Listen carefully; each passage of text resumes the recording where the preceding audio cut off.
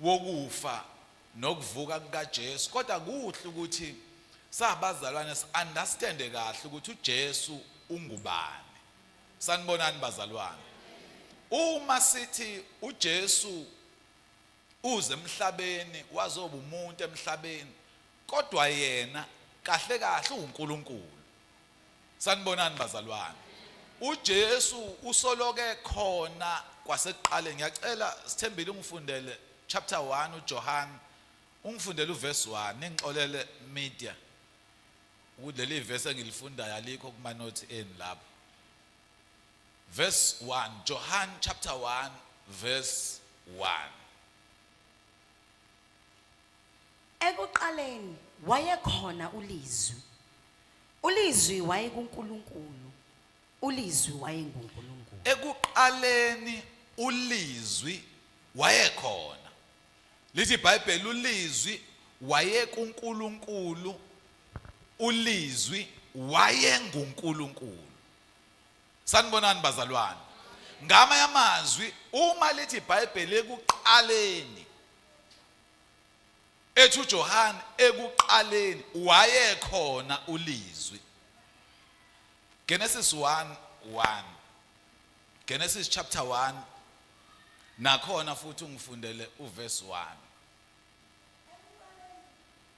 Ekuqaleni uNkulunkulu wadala izulu nomhlaba. Ekuqaleni uNkulunkulu wadala izulu nomhlaba. So uma uJohn eqhamuke sethi ekuqaleni ulizwi wayekhona, ulizwi wayekuNkulunkulu, ulizwi wayenguNkulunkulu, isinikeza into ethi uma lithi iBhayibheli ekuqaleni uNkulunkulu wadala izulu nomhlaba, kusho ukuthi uNkulunkulu wadala izulu nomhlaba nolizwi naye khona kuye, futhi enguye uqobo. Ngoba uma simthola uJesu esewuJesu ngokweBhayibheli uyathola ukuthi ekuqaleni ubebizwa ngolizwi noma ube ulizwi. Sanibonani bazalwane? So uJesu ubeseloko ekhona njalo kwasekuqaleni. Umhlaba ungakosekelwa ubeseloko ekhona ekuNkulunkulu futhi enguNkulunkulu. Cela ungifundele uverse 14 kuJohn chapter 1. John chapter 1 ngifundele uverse 14. Ulizwi waba inyama, wakha phakathi kwethu. Sabona inkazimulo yakhe. Inkazimulo njengoyezelwe yedwa kuyise, egcwele umusa neqiniso. Lithi iBhayibheli ulizwi waba yinyama, wakha phakathi kwethu. Uyena lo nkulunkulu esikhuluma ngaye weze emhlabeni in the form of uJesu, waba yinyama, wakha phakathi kwethu. Amanye ama translations athi the word was made flesh, but ngiyawathanda laba athi he became flesh. Nikhona bazalwane? Ngoba yena uNkulunkulu wakwazi ukuba inyama, azenze yena azokha phakathi kwethu. Hallelujah. Yena ulizwi, yena enguNkulunkulu. So masikhuluma indaba kaJesu, asikhuluma indaba yomuntu oqhamuke nje mawusukuzwa abantu bethi 2000 years ago. No, sikhuluma indaba yomuntu owayesoloke khona umhlaba ungakasekelwa, umhlaba ungakabikho, wayesoloke khona. Lapha ya kuGenesis chapter 1 lithi iBhayibheli ngesikhathi uNkulunkulu ekhona, lithi iBhayibheli umoya kaNkulunkulu wayehlenyuka emhlabeni, kusehlangene amanzi, kusahlangene nomhlabathi. Lithi iBhayibheli kwakuwudwa, but the Spirit of God was hovering. Umoya kaNkulunkulu wayehlenyuka. Lithi iBhayibheli and God said, uNkulunkulu wathi. Ngoba ngesikhathi uNkulunkulu ethi uJesu uqobo lwakhe lo othi. Nikhona bazalwane? Lelizwi kaNkulunkulu eliphumayo kuphuma uJesu uqobo lwakhe. Uma iBhayibheli lithi konke kwenziwa ngaye futhi konke kwenziwela yena, ingoba ulizwi, hawu haleluya, izwi kaNkulunkulu ebelisaloke likhuluma. So lithi iBhayibheli amazwi oqala washoya uNkulunkulu ngale kuGenesis chapter 1 lithi iBhayibheli uthi makube khona ukukhanya. So uma uJesu ethi yena ungukukhanya yinto ayisho yena ukuthi mayibe khona emhlabeni. And lokukhanya okukhona okuvela lapha kuGenesis chapter 1 verse 3 ukukhanya okungafani nalokukhanya okuvezwa ilanga. Ukukhanya kaNkulunkulu kukhulu kakhulu kunokukhanya okuvezwa ilanga ngoba lokukhanya akhuluma ngako uNkulunkulu athi akube khona ukukhanya ilanga engakolidali. Manje thina mase samukela uJesu iBhayibheli mase lithi nina ningukukhanya hayi bazalwane lishinto engaphezulu ngisho kwelanga. Leli langa leli ngendlela elikhanya ngayo likude kabi. Li millions and millions light years mawusuka la kuthini. Nikhona abazalwane. Kodwa noma lingakhanya kanjani alifike ekukhanyeni kwethu mina nawe uma uJesu esengene kithi ngoba uthi nina ningukukhanya kwezwe. Ngamanye amazwi empilweni yethu nasezenzweni zethu fanele senze izinto ezizoveza ukukhanya. Singathi sesikholwe kangaka sesishumayele kangaka kodwa senze izinto eziphambene nokusho kwethu. Ngoba uma umuntu enza izinto eziphambene nokusho kwakhe kusho ukuthi akakohlangani kahle hle nalokukhanya. Ingakho ngabazisa indaba yomzalwane osindisiwe kodwa ozondayo. Ingakho ngabazisa indaba yomzalwane osindisiwe kodwa ozondayo. Simanxeba abazalwane abantu. Kodwa mangase kuthi uzonda abantu kusho ukuthi ukuphila okungunaphakade awusakufuni. Ukhetha into yokuzonda abantu kunokuphila. Wena uhletshwa kanye wena usuzonda abantu. Ubhalwa kanye wena ku Facebook sewuzonda abantu. Bazalwane phumane ekuzondaneni. Into esayamukela inkulu kakhulu bazalwane engenza ukuthi uhamba uhleba ngabantu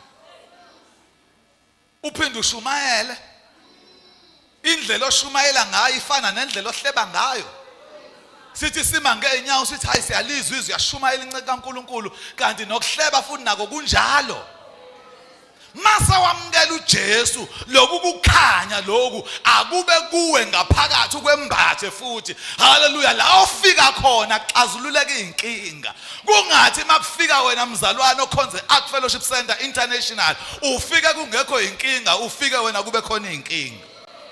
Fika kuneyinkinga ufike uxazulula inkinga.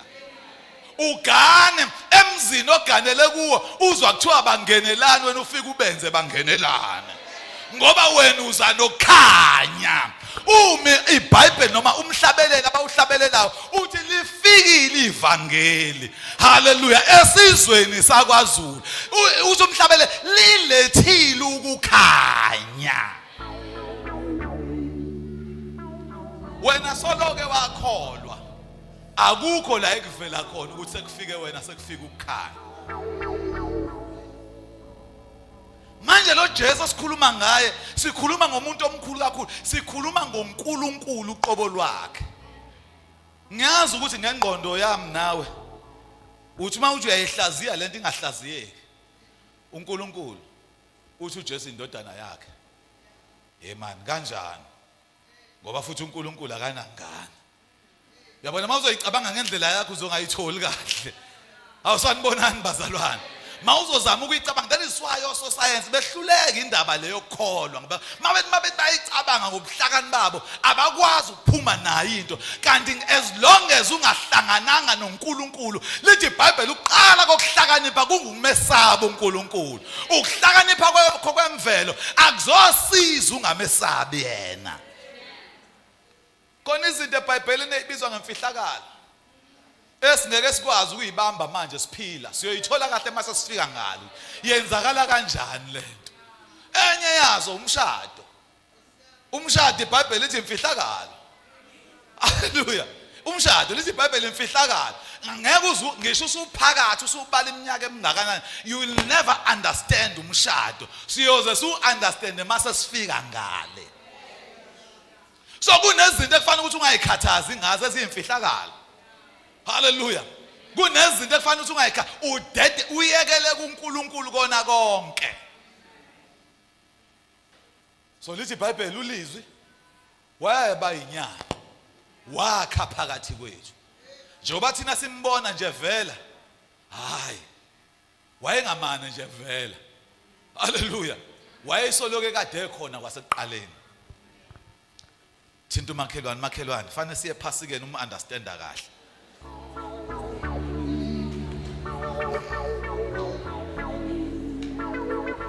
uma uNkulunkulu edala uAdam noEva bona kuNkulunkulu lithi iBhayibheli mase bedlila isithelo bayibona ukuthi bahamba nqunu sanibonani bazalwane ngesikhathi beyibona bahamba nqunu lithi iBhayibheli balanda amahlamvu bayimbathisa amahlamvu and uNkulunkulu esemazulwini and uJesu esemazulwini owayekade ekhona kwasekuqaleni warealize ukuthi labantu sebeyithathela amahlamvu bazama ukuyimboza bona and lokhu kuzama ukuyimboza bona akwanele isono sabo salo kwesimile phezukwabo lithi iBhayibheli uNkulunkulu wabulala isilwane lesi silwane lesi kwabiza ukuthi akuphalala igazi ngoba uJesu kade aqala ukwenza ama-appearance nikhona abazalwane laba bantu abasebeyibona behambaze kwakudingakala ukuthi uJesu avele bakhaveka abantu ezonweni zabo ngoba uJesu njengoba simbona nje eseza nentombi uMaria wayekade soloke khona vele wasekuqaleni akaze angabikho iyona le ndaba elithi iBhayibheli ngesikhathi uAbraham esethi uyamhlaba uyamgwaza umfana lithi iBhayibheli ukuthi uNkulunkulu yima Abraham ngikubonile ukukholwa kwakho lithi iBhayibheli wamkhombisa ukuthi akabheke lapha mayebheka lapha wafica inqama ibhajwe ezihlahleni zonke lezo zinto izinto ezisoloke uJesu evela ukuthi usoloke khona lo Jesu simbona elenge esiphambanweni uJesu waqala wabhajwe ezihlahleni awusanibonani bazalwane kwaphalala igazi kwasinda umfana ngoba thina ekufanele sife asibange sisafa ngenxa kaKristu uJesu yena wafa endaweni yethu ukuze thina siphile ingakho simuzwe ethi mina ngikuphila mase sihlangene naye uJesu sisuke sesihlangene nokuphila uqobo lwakho haleluya haleluya lo Jesu osiphe ukuphila saphila lithi iBhayibheli thina sizelwe uNkulunkulu sizelwe uNkulunkulu ngomoya mase lithi iBhayibheli konke okuzelwe uNkulunkulu kuyalinqoba izwe manje mawusuwamukela uJesu waba inkosi nomsindisi kusho ukuthi uzelwe uNkulunkulu ngomoya uma lithi konke okuzelwe uNkulunkulu kuyalinqoba izwe ngamazwi ayikho neyodwa into ekhona la ezweni engakwazi ukuovercome wena haleluya iBhayibheli lithi thina singaphezulu kwabanqobi into esenza sibe ngaphezulu kwabanqobi ukuthi samukela yena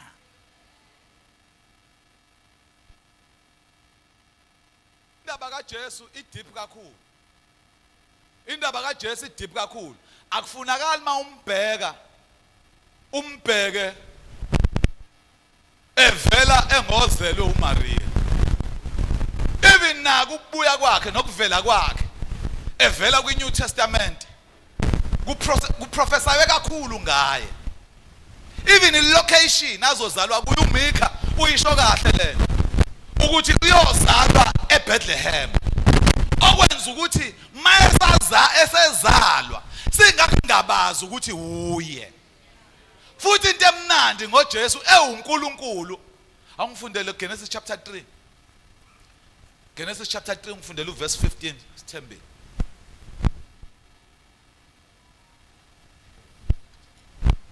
Ngizakubeka ukuthi phakathi kwakho wesifazane naphakathi kwenzalo yakho nenzalo yakho yona iyakuchoboza ikhanda lakho wena uyakulimaza isithende sayo enye yezinto oyayuma uyicabanga ngengqondo yakho ngempela uyibuza ukuthi lo 9 months abantu besifazana abathwala ngawo umuntu eswini ngokohlelo kaNkulunkulu kwakufanele kunjalo ngoba u9 months wesiqalekiso nikhona abazalwane u9 months uvela ngesiqalekiso kusho ukuthi khona indlela eyayingcono eyayilula ekwakufanele kwenzeke ngayo before kufike isiqalekiso so uma uNkulunkulu ehlisa iziqalekiso ukhuluma indaba enkulu uthi kulo wesifazane uthi ngizakubeka ukutha phakathi kwakho nenyoka uthi naphakathi kwenzalo yakho nenzalo yakhe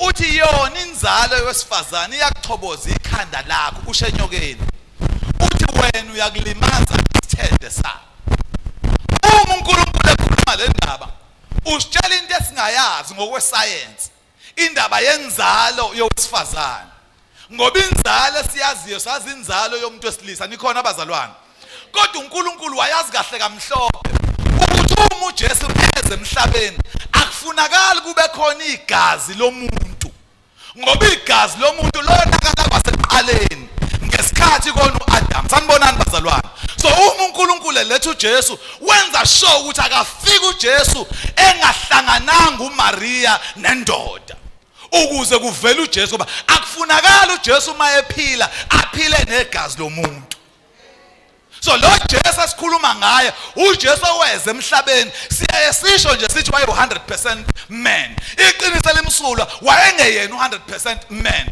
ngoba igazi lowesilisa alibanga khona egazini lakhe igazi yena asaloko enalo igazi lobuNkulunkulu hallelujah so uma esuke sesiphambano nelenga ethi baba bathethelele ngoba bakwazi abakwenzayo kusuka kusho uNkulunkulu uqobo lwakhe azi kahle kamhlophe ukuthi lento abayenzayo laba bayazi bona bayitshela ukuthi bayazi kodwa bayazi ngoba uNkulunkulu wazi konke lithi iBhayibheli wazi ngisho inamba yezinwele zethu yena wazi konke so uma uJesu eze emhlabeni weze emhlabeni epure uNkulunkulu ngokupheleleyo nikhona abazalwane weze emhlabeni uNkulunkulu ngokupheleleyo ngiyamthanda uIsaya ku chapter 7 sithembile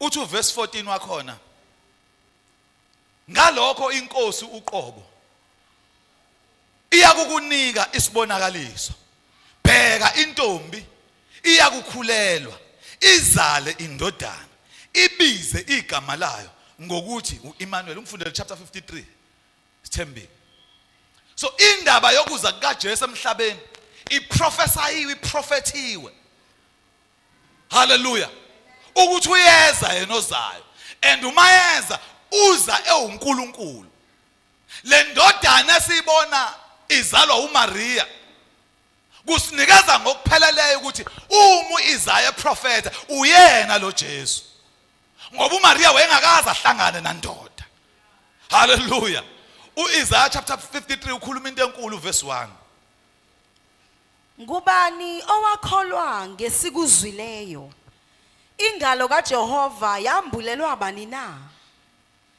ngokuba yakhula njengehlumela phambi kwakhe yes nanjengempande emhlabathini owomileyo yayingenasimo nabuhle ukuba siyibuke yayingabukeki ukuba siyifune yayideleliwe yashiwa ngabantu umuntu wobuhlungu owazi ukugula uIsaya umbiza ngengalo kaJehova Nikhona bazalwane.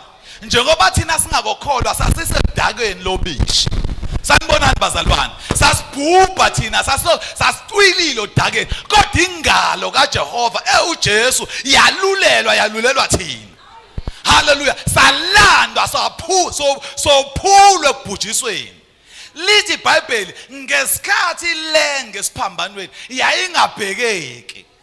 Ngoba uJesu ngesikhathi esasiphambaneni wayengabhekeki. Ingakho mawuthi uyabheka bonke abantu ayehamba nabo babengasekho.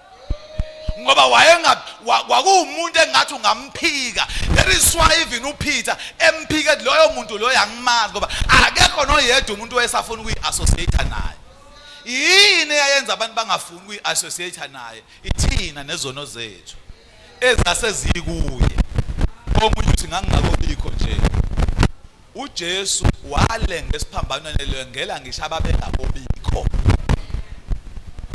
Thina bazalwane once amukela uKristu uJesu aba inkosi nomsindisi sesiba free ezonweni.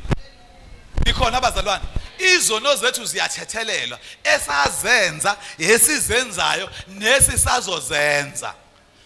Ningizwe kahle bazalwane anginiki license yokwenza izono. Mangithi nesisazozenza ngikhuluma iqiniso. Ukuthi leli qiniso fanele mawulizwa ungaphumi uhambe uyokwenza izono. Ngoba lithi iBhayibheli futhi kuwena wona sewazi. Ngoba kuyinkinga ukona sewazi. Kodwa iqiniso elimsulwa abazalwane uNkulunkulu wathethela izono zethu singakozalwa. Izono masimamukela uKristu Jesu sisuke sithethe samukela ukuthethelelwa kwezono esazenzayo nesizenzayo nesisazozenza. Ungaphumi la uphuma uyona. Uzosiqhatha. Uthi kuthiwe vele nesisazozenza sathethelela. uNkulunkulu uyokubona ukuthi uyenza into ngoba uthemba ukuthi uzothethela. Uyoyifica leso sono leso. Uthini uverse 3? Yayideleliwe. Yayideleliwe yashiwa ngabantu. Umuntu wobuhlungu owazi ukugula yeyiswa injengositezelwe ubuso ngabantu. Asishayanga nto yakhe. Ngisho abantu abawu12 ayekade hamba nabo uJesu bamshiya. At least uJohn siyambona yena elapha esiphambanweni. At least uJohn siyambona but the rest babengasekho. Owayekade doba wayesehambe wayobheka usinga lakhe nefishing rod yakhe ukuthi ingakephi. Wabuyela wayodoba ngoba akekho umuntu owayesafuna ukuyi-associate naye. Yini ingenxa yethu webazalwane thina sibabi mangase ngeke ngasho kade ngisho nalapha eMalandeni Friday ngithi mangase kuthiwe kususwa uKristu kuthiwe nje awuriwind nje awuhlehle uyosukwini owamukela ngalo uJesu mase kususa uKristu ube umuntu ongazange azamamukela uJesu angazi ngabe ikama mhlawumbe onazo ebusweni zingakanani angazi ngabe sihuzu kaphi bazalwane. Kodwa uKristu Jesu wasophula. Wathatha izono zethu zabalelwa kuye. Lithi iBhayibheli wayengasabhekeki. Even uNkulunkulu uqobo wayengasambheki ngisho ukumbheka ngenxa yezono zethu. Manje masiya lapha yakwa emagroundini asinje kochwechwa. Asinje kothomoya kodwa siyogubha haleluya siyogubha izinsuku zomuntu owezemhlabeni wafa walenga esiphambanweni ngenxa yezono zethu. Lezi zono zethu engase makuthiwa ibhalwe ebunzini lethu sonke singafaka amakhanda phansi ngoba akekho noyedwa umuntu ongafisa ayibonwa abanye abantu. Saba kuye. Ihlazo lethu laphoselwa kuye. So masiya lapha yana inhloso enkulu kusengekona ukuzobona abantu ekade sabagcina bakwamanye amabridge sizobabona nabo futhi sizochwechwa futhi sizothomoya kodwa inhloso yethu enkulu akukona ukuyochwechwa nokuthomoya. Inhloso yethu enkulu ukuyogubha. Ngisho ngafika omunye athatha amakhalenda wonke awabekela athi nineshoka kangakanani uthi lolu suku indaba ngokunye kubu April ngokunye kubu March asinandaba okusalayo sizogubha.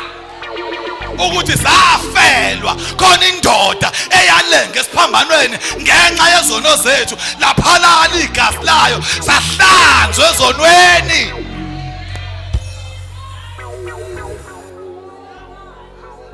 Izona esasizenza sisazenzanga, izona esasizenza asisazenzanga. Ngisho ungayibala mntakababa okwakho, thatha leyo report yakho igwinye mawuthanda okwakho, kodwa mina izono ngisho iqalekiso zokhokho nomkhulu azisekho. Amanzi amnyama owaphehlelwa wona awasekho ngoba kwalenga indoda, kwalenga uNkulunkulu uqobo lwakhe. Kweza uNkulunkulu uqobo lahlala phansi bazalwane, kweza uNkulunkulu uqobo lwakhe. Kweze emhlabeni wazozenzela yena le. Yazi mawusuzame kaningi usuthumele kaningi, wathi no wakho umkhumbi awakho umkhumbi end up engena nefamily yakhe yodwa, awubona ngathi ayikho kahle lento. Athi uNkulunkulu namba abanye ake ngizame ngalo nalo wazenzela okwakhe, athi ila gcine ebona khona ukuthi no angizehlele mina.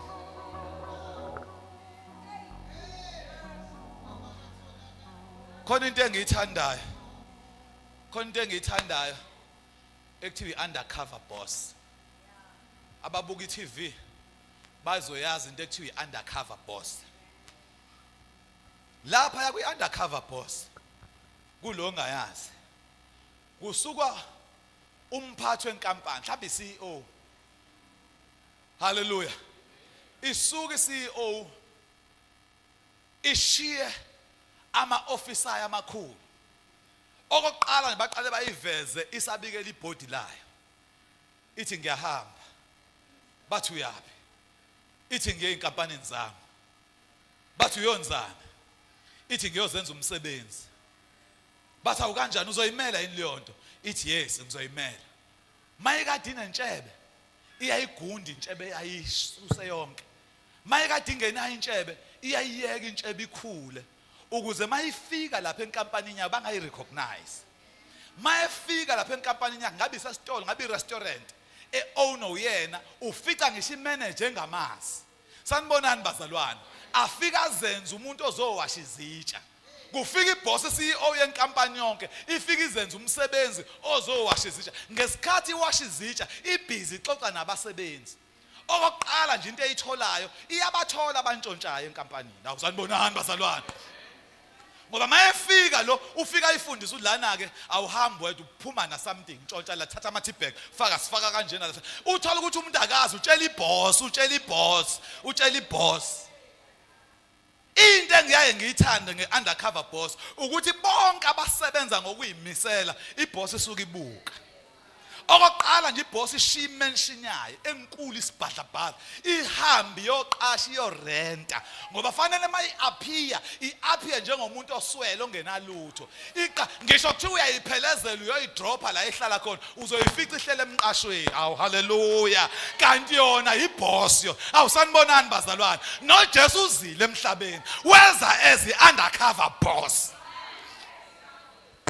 Manje uJesu mayefikile emhlabeni weza ezi undercover boss. Ngiyangibona iboss mayisiqedile yonke imishini ibuyele ebhodini layo isiqede konke ingayivezanga kubasebenzi bese kuyasamono wena okade usebenza naye eduzane uzothiwa ubiziwe head office. Awusanibonani bazalwane? Uyabona sebefaka othayi ke bengazi ngibizeleni uze umuntu ekhala ethi mhlawumbe ngiyoxoxa engabe ngenzeni inkosi engabe ngenzeni. Mefika lapha awusanibonani uzohlangana nawo mhlawumbe iboss epassage athi wena ufunani la ebuza iboss yakhe athi ufunani la. Ithi boss hayi sobuye sixoxe baphambana ahambele angibe bephethe phela lapha ayitshela nalo ubiziwe. Mayesafika ngale ngaphakathi afica iboss isihleli ngale isihlele endaweni yeboss. Sanibonani bazalwane? Wena sewuhleli ngala. Into engizoyixoxa neboss yizinto ekadeni uzenza naye ngesikhathi esalapha undercover. Awusanibonani? Mawukade untshontsha iboss izokubuza bewuntshontshelani. Abaningi baxoshwa ngaleso sikhathi kodwa benze kahle. Uzwe iboss ithi ngikubhukhele thatha nanka ama holiday ithi nawo $50,000 ngikunikeza imali athola imali bathola ama promotion ingoba benze kahle behamba neboss bengayiboni. So uJesu naye weze emhlabeni weza as undercover boss. Awusanibonani bazalwane, iBhayibheli lithi lapha la hleli khona ngakwesokunene sikaNkulunkulu lithi uyasinxusela ngamanye amazwi zonke izinto esidlula kuzona uthi kuNkulunkulu athi Nkosi awu nami ngadlula kuzona lezi zinto. Ngixolele baba kunzima emhlabeni nami ngadlula kuzona. Manje sine undercover boss efikile yasebenza nathi yabona ama struggles wethu. Ingakho i-undercover boss ithola isithi akulungisana ukuthi labana abanayo indawo yokudlela lapha ilungisana ukuthi bathengele izinto ngoba ibe khona. Lithi iBhayibheli uliswi waba inyama wakha phakathi kwethu. Umzimba bethu uyabaza. Uyakwazi uJesu ukungadli. Uyakwazi uJesu ukungabi namuzi. Njengoba ungenamuzi uJesu uyakwazi. uJesu asiki struggle somuntu okhona emhlabeni angasazi. uJesu uyawazi wonke ama struggles wethu. So into emnandi sinayo lo Jesu othe uNkulunkulu weze emhlabeni. So lithi iBhayibheli wayengasabhekeki. Ngisho ayehamba nabo base bembalekile. Kuthiwani uSithembile? Kepha yazithwala izifo zethu. Yayithwala izifo zethu. Yabetshatha ubuhlungu bethu. Yayitshatha bazalwane njengoba sihamba nje mawunezifo isifo sakho naso wasithwala naso uJesu. Ingakho mawuya kuye fana uye kuye ngendlela uthi baba nalesi sifo enginaso wasithwala ngisiletha kuwe ngisibuyisela kuwe ngoba ngemivimbo yakhe zaphulukiswa. Lithi ngisho ubuhlungu bethu wabuthwala wabetshatha ngamanye amazwi istress sakho naso wasiphatha naso. Ukuthi mangiphuma la ngizodlani nako wakuthwala.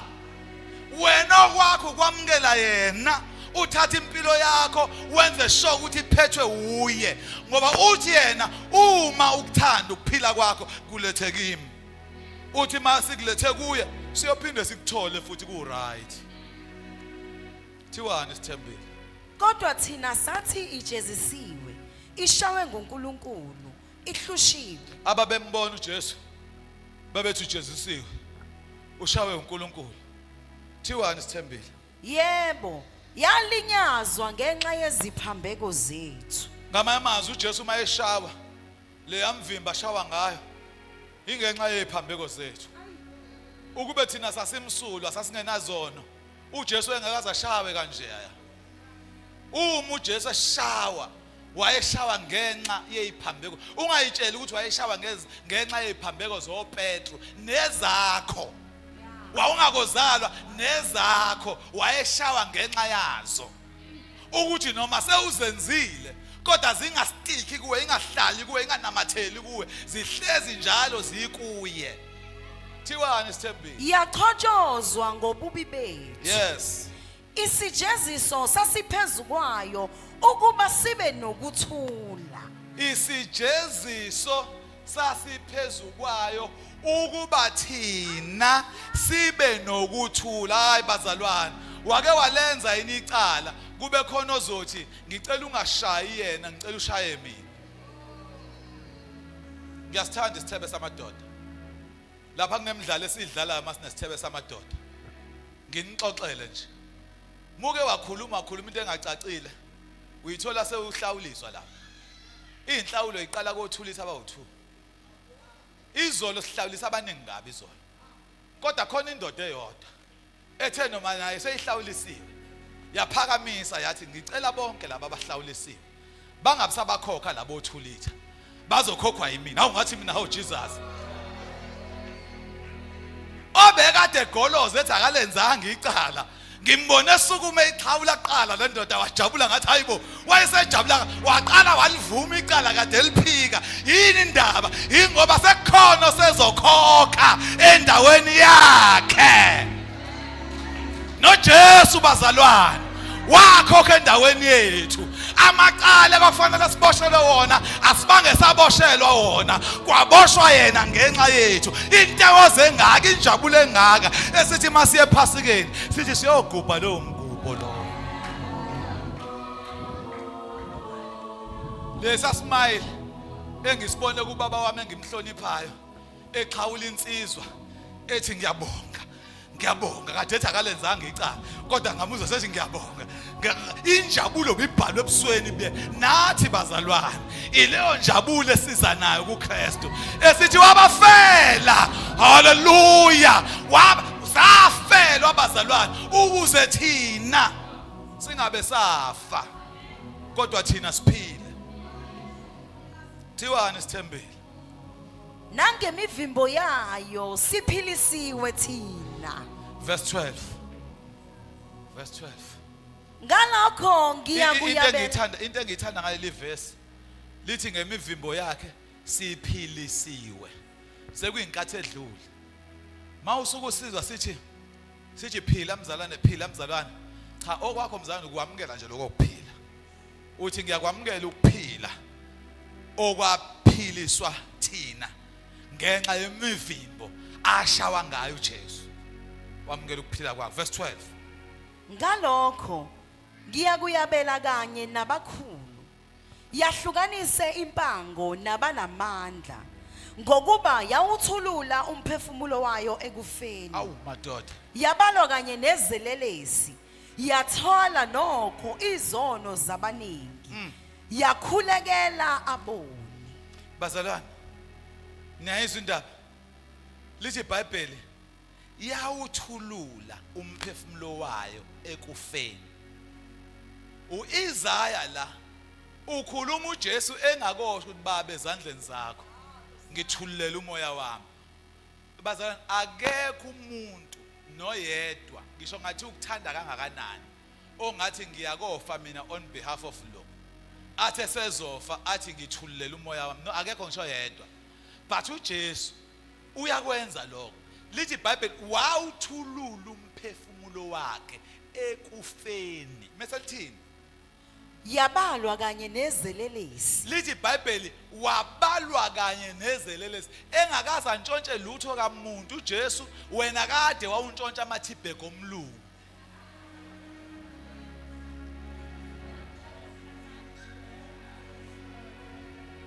Ngisho ifoni yomzalwane mayiseduze kwakho wasukuma wanganaka uthi Nkosi vele kade ngangiyithandazela lento wazi wangibusisa Nkosi.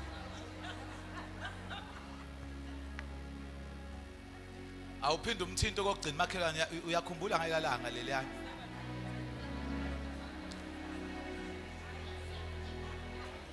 yabalwa kanye nezelelesi yathwala nokho izono zabaningi yakhulekela aboni. Ithina njalo lo mkhuleko uJesu awenzayo lapho umkhuleko wethu yakhulekela nathi boni. Funda iverse lokugcina sithembile sihlukana sihambeni ngoba sePhilip chapter 3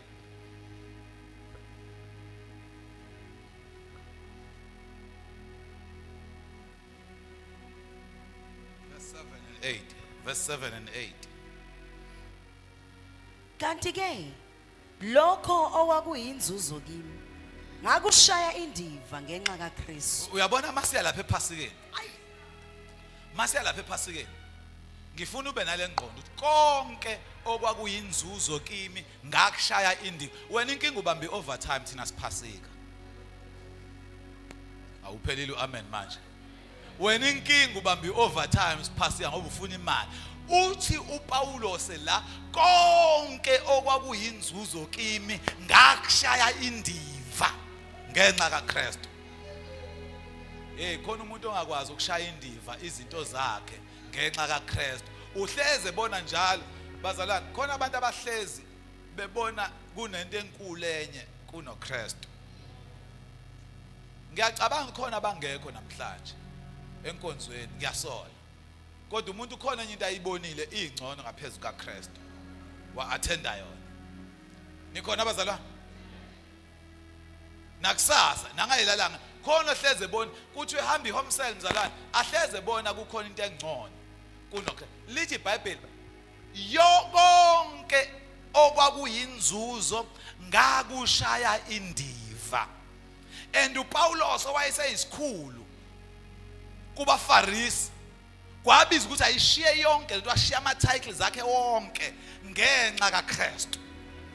So fanele masiye ephasikeni siyophasika emqondweni wethu sibe nayo into ethi yonke into esasiyibona inzuzo igain thina sayishaya indiva sayishaya izibi ngenxa kaKristu.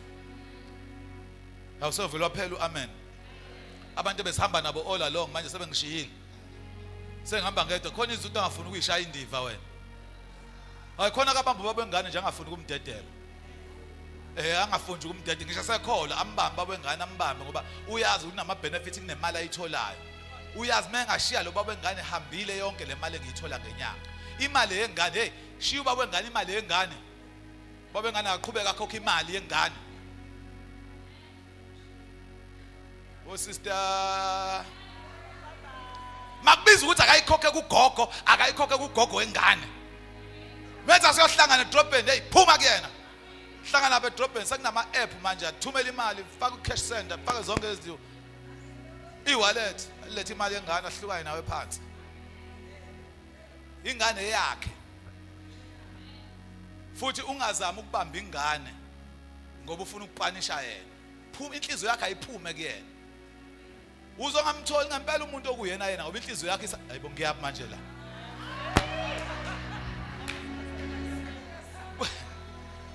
Kunezinto ekufanele uyishaya indiva uphume kuzo. Hayi ngiyamthanda mina umkhulu wami uShozi, may his soul rest in peace. Wayethi shiya into uthathe into ngoba as long as ungayishiyanga into akho nto ozoyithatha. Izandla zakho zigcwele izandla zakho zigcwele izinamba zakhe zigcwele yonke izandla zigcwele awuzothola lutho. Shiya into uthathe into. Ungabambi ingane upanisha ubaba wengane ngoba le ngane mhla seyikhulile iyohamba ifuna ubaba la angakhona. Uyoba ne depression sithi siyakubingelela ungasiboni ngisho ukusibona uhamba ukhuluma wedwa kanti wena wafuna ukuzondlela wena wedwa lengane wathi ngizoyimela ingane mayisikhulile ayindaba nayo ngangondliwa wena kuphela ihamba ifuna ubaba wayo la engakhona ikushiye lapha ingane usalulele umqamela ube manzi kanti wabalekela wayeka ukuphuma kusafana ukuthi uphume ukuyondla akayondle webo baba nezinsizwa ingane zenu zondleni. Ingane zangaphandle zondliwe bakwethu. Even if kuthiwa fanele zondliwe via ogogo bazo, azondliwe via ogogo bazo. Ungathe ngiyakhona.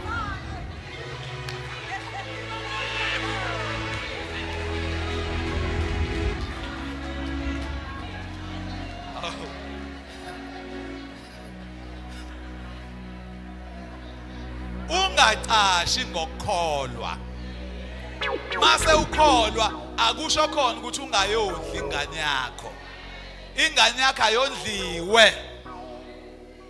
Futhi mawuganwa usheshe umtshele singakothi uthi singako enduneni lapha sithi uyamthatha yini na. Usheshe umtshele ukuthi unengane ngaphandle.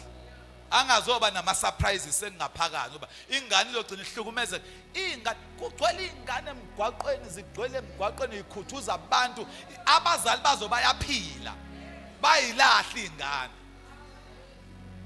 And ungahambi uhamba ulala la wenza yonke lento musu uhamba uthi ufuna ukwenza ama DNA phuma lapho. Uyazi kade uyenza lento. Manje why usuphika ingane yami ngiyangana yami hayi uyazi ukuthi ingane rejectiwe ithi noma seyikhulile isuke ikufila lokuthi ya rejectwa. Ngisho ungayithanda uyikhombisa ukuyithanda konke isuke yona ikufila ukuthi ya rejectwa isaseswini. Ngesikhathi utshela unini uthi angikwazi angazi noma eyami yini noma kuyo wena ujolelani nomuntu owazi ukuthi ujola nabanye abantu oqala nje ujolelani ukhola usindisiwe. Akukho kwintshumayelo yami lo kodwa umoya uphephetha lapho othanda khona.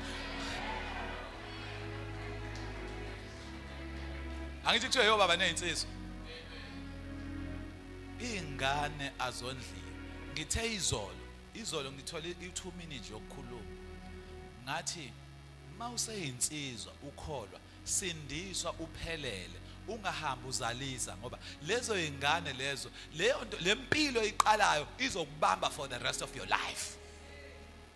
For the rest of your life. Konke show nangu baba seshila izolo.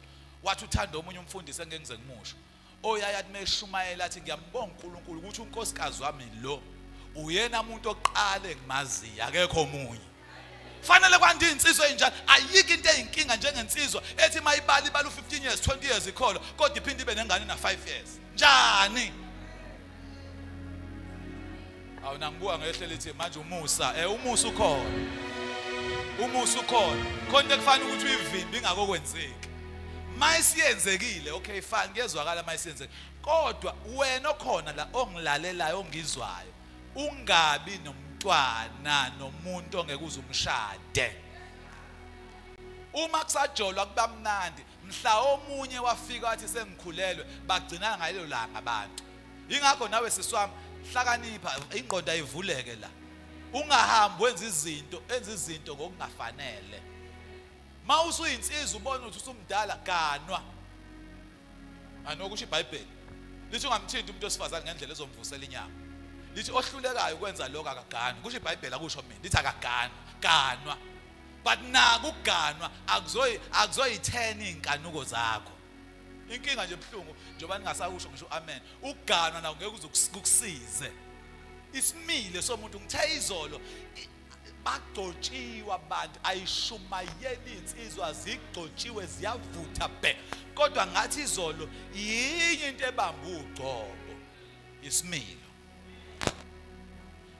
Ngathi uma ugcotshiwe isimilo singekho ushumayela kusindiswa abantu uphinde uzalise futhi abantu ngale.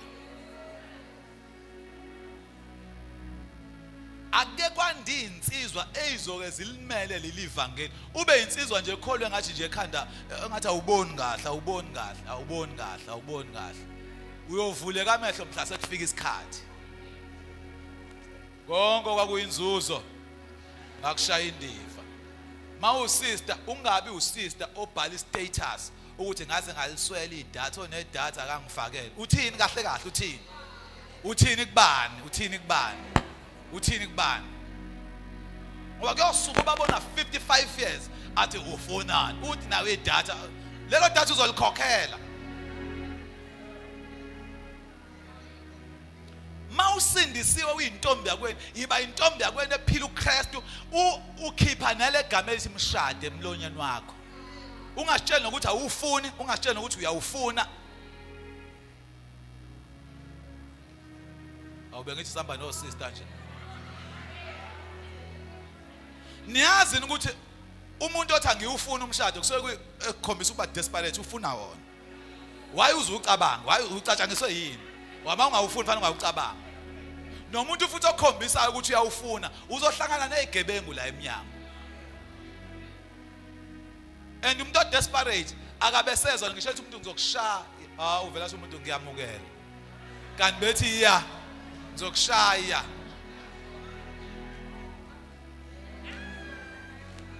Ake sibe nezinsizwa nezintombi ezizoba proud ngoKristu ezamamukelayo kwanda abantu abazoba nesimilo. Bakhuluma nje bathe khuluma baba seshila izolo. Awukhuluma kakhulu izolo lapho. Khuluma kakhulu baba seshila izolo. Wangikhumbuza thina kade ngitshela umfundisi ucele la eduze kwami. Mayethi umfundisi mayethi ubaba seshilo waye into yamsiza ukuthi hame ekukholweni wekhonza ukufakaza njalo.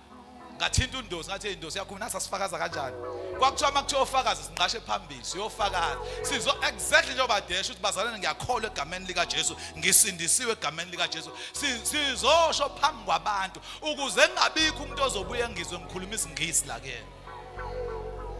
Siyayiprotecta ngesikhathi ufakaza uyayiprotecta ukuze ngingabikho makukhona okuzwayo ukhuluma isingisi fana sheshasho uthi hayi cha ngiyayizwa inceke iyafakaza iyashumayela kodwa ngengayizwa ikhuluma into engacacile kahle.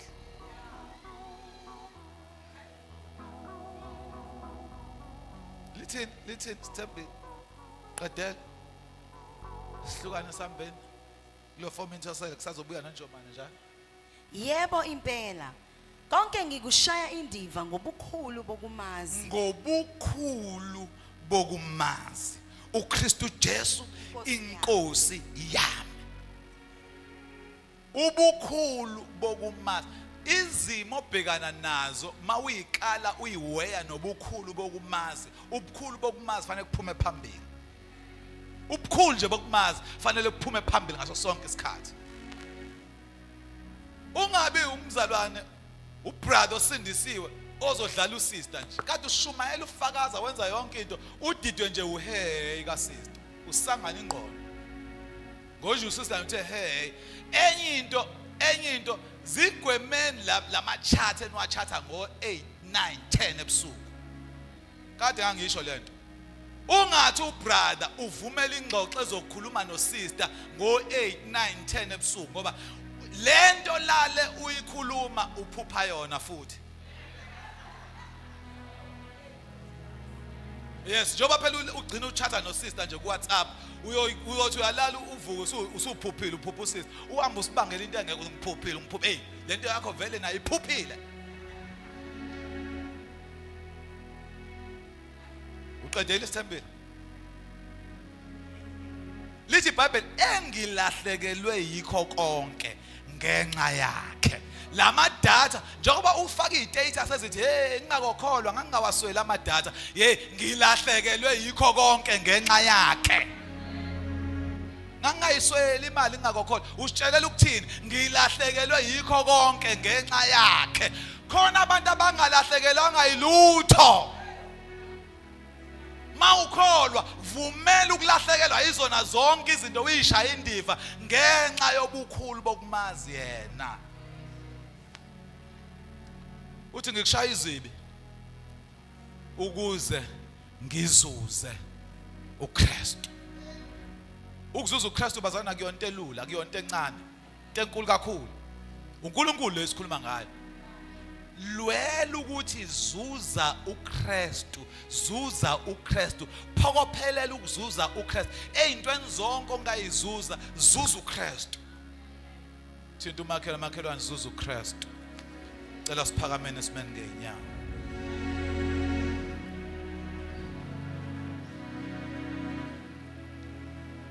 Ungabe okugcina ukusukuma.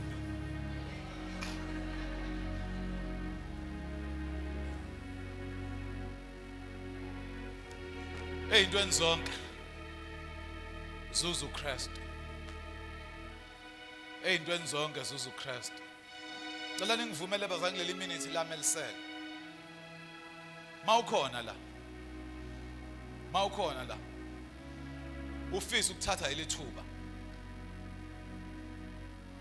mawuthi angikaze ngimamukele uKristu Jesu abe inkosi nomsindisi wempilo yami, nanti ithuba. Uyamdinga lo Jesu, uyamdinga lo Jesu. uJesu uyakufuna wena okwakho mamukele. Mawukhona la uthi ngiyamdinga lo Jesu, cela uphakamise isandla sakho la ukhona. Nazi izandla ngiyayibona. Phakamisa isandla sakho ungasabi, phakamisa ungasabi. Nasi esinye isandla ngiyasibona. Ngiyacela niphakamisa izandla zenu nizela ngaphambili. Senze lo mthandazo wokuvuka. Ogogo bami bangahlala phansi abanenkinga yamadoda. Senze lo mthandazo wokuvuka. Oh yes. Baba uNjomane, ngiyacela uze ngaphambili. Usenzise na umthandazo wokuvuka. Cela shayela umvangeli izandla.